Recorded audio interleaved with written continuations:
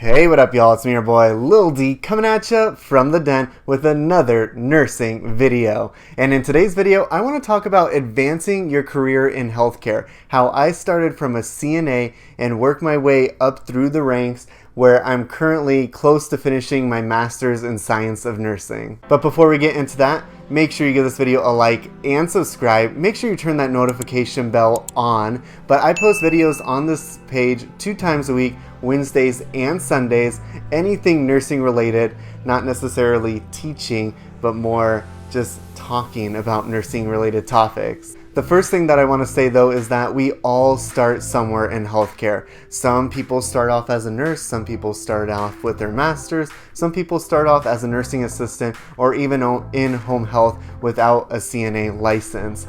Little backstory, I'm a clinical instructor for nursing assistant students, and I had a group of students this year prior to the whole shutdown, but I had a group of students and it was probably like 10 kids.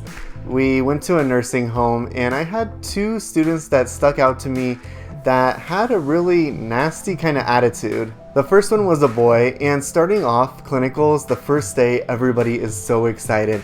But once we get towards the end of the clinical rounds, which we do it for maybe 8 or 9 weeks, slowly as we get towards the end, their mentality about being a nursing assistant as a whole changes, which is normal because at the beginning they're excited and by the end they're just kind of like, our clinical's over yet? But this boy, it's kind of as if he saw being a CNA below him. And towards the end, I would approach him and ask him what is wrong because we were more comfortable with each other. I am his clinical instructor, and I could see that he's very standoffish from the whole situation. The nursing home, the nursing assistants, the patients. So I approached him and I asked him what is wrong. Well, he said, I'm going to be a nurse. I don't really need to be doing all this stuff. And I already checked off everything on my checkoff list. And being guests in a nursing home with these CNAs taking on the extra work of having students around them all day long,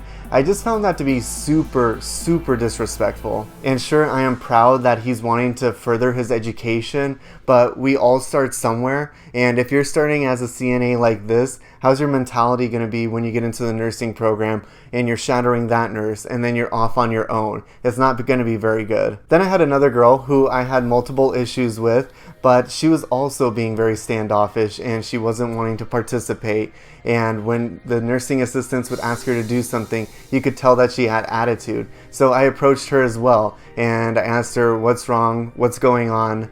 What are you feeling? And she told me, similar to what the boy told me, she's like, I'm gonna be a nurse practitioner. I already know how to do all this stuff. I don't need to do it anymore. Nurse practitioners don't do this kind of work anyways. And again, I found that so disrespectful. It's like not even funny because they're here taking up the nursing assistant's time. They're taking up my time. They're taking up a spot in this program. And they're quite essentially saying that this work is beneath them, yet they're going through the process. Maybe this isn't her end goal either, but this is the role that she chose to start off with.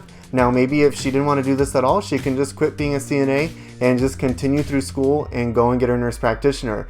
But the fact that she's in this program taking up everyone's time and we're trying to help her and she's being like this, I just do not like that attitude. And like I said, we all start somewhere in healthcare. So at the end with post-conference, I had them all sit down and I gave them a little bit more insight of my backstory on how I went through the steps, because they're saying that they want to be in the position that I'm in. But I didn't just start off in this clinical position as a RN with my BSN in school for my master's degree. I didn't start off like that. I started as a CNA, and although CNA is not what I wanted to do, I had an end goal and I was nice to those people who helped me along the way. One big secret in healthcare, in getting a job, we know if we're hiring a nurse that they have the skills to complete the job, but one big factor is the attitude. How is this nurse's personality gonna fit in on the nursing unit? And I feel like this is something that we just don't cover. It's not really something that we talk about,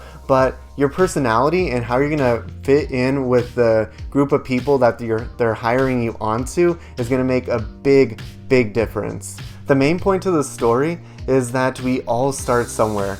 Whether it's being a CNA, whether it's starting off as a nurse with their BSN, we all start somewhere and you choose where you want to start. So don't go into that position with a bad attitude right off the bat. I'll tell you that healthcare is really actually a small field. Looking at Arizona, for example, you have maybe 2 or 3 main hospitals: Banner, Dignity Health. You do have the Mayo Clinic, which is pretty high up there.